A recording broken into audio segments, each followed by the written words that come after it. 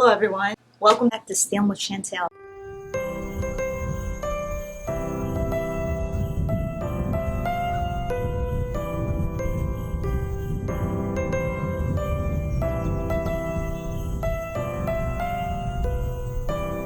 Yeah, I'm Tom Nieman.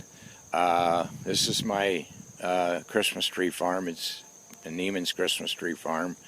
We're out here off of Todd's Road on a little lane called Sulphur Lane, and we've been growing Fraser Firs since the mid-'80s. We've been growing trees before that, but we started to experiment with the Fraser Fir and have doing really quite well with them. And now we have clients coming in from all around the Lexington area, but we also, like this year, in 2 weeks, I got some people coming in from Illinois who are going to tag 2 trees, and they'll come back at Christmas time and get them. We have people come in from Tennessee, Cincinnati, Louisville, and even a couple from West Virginia. So they come from all over to get the Fraser Fir. We're basically, as far as we know, the only ones that can grow the Fraser Fir, to any extent. We got, quantities of them. And we've been working with them for many years, and we're constantly experimenting.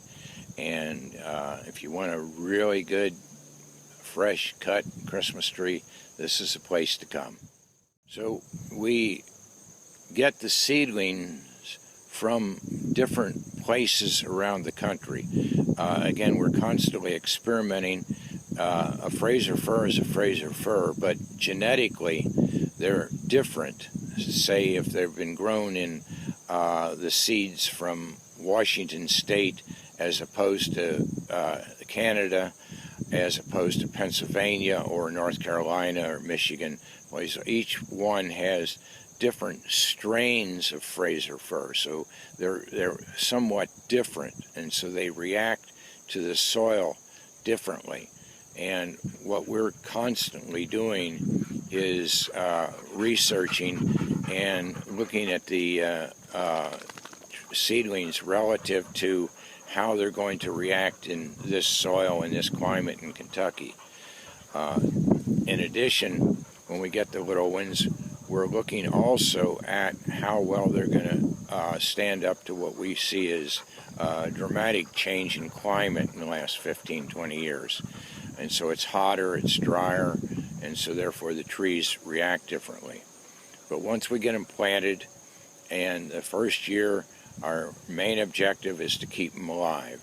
And you can see from that other patch we saw, we're doing a pretty good job of that now. Then, as they grow up, we prune them every year, one time a year. We prune up the bottom so that you've got a nice stem for when the tree gets cut and it goes into the stand real easily. And then we let them grow until it's time to sell them. Growth rate for us has been in the neighborhood of about a foot a year. So like these trees here, like this tree here, say is 7 feet. And so these trees are what we call 6 to 7 in age. That's about how old they are. And so that gives you a sense then of how much time and effort goes into the tree itself. We keep the area between the rows mowed very closely. We keep the weeds away from the tree. We've got as few weeds as possible get in around the trees because they don't like the competition. In the past years now, we used to spray everything for bagworms and for spider mites and things like that. But we've become almost totally organic now. This year we used absolutely no herbicide whatsoever on the place. And so this is the first year that we've made it through without having herbicide. And the trees are fine. What we're finding is that the more healthy the tree is, the less likely they are to get diseases and things that we would have to spray for. So instead of putting our money and effort into spraying and keeping insects away, we put our money and effort into the environment in which the trees grow. And in that way, then the trees thrive and we don't have the insects, and therefore then you can cut the tree knowing and take it in your house knowing that it has never been sprayed with insecticides, which we think is an environmentally sound thing to do. Our predominant species that we grow here in are Fraser Fir. They're not indigenous to the area. They belong in like North Carolina mountains or up in Michigan and Minnesota and in northern climates. So we, being kind of stubborn about wanting the best tree that we could possibly had, started in about 1980 experimenting with Fraser Fir.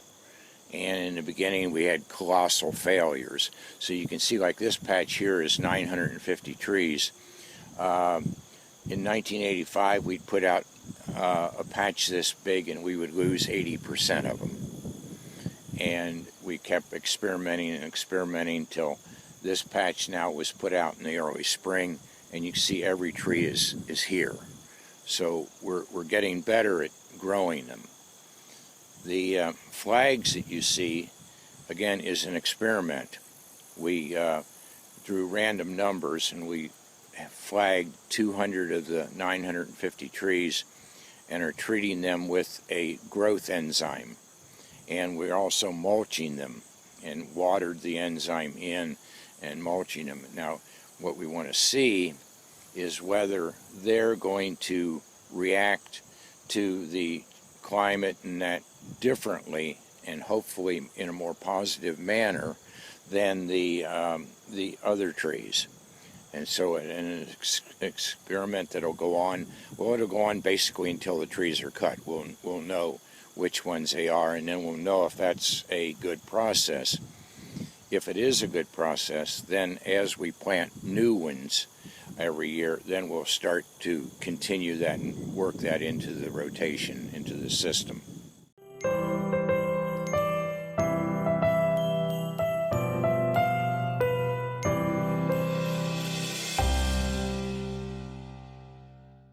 Thank you for tuning in for the STEM with Chantel. Here at the Jessamine County Public Library. Be sure to like this video, subscribe to our channel, and share this video so you can be aware of the next time we upload. Thank you.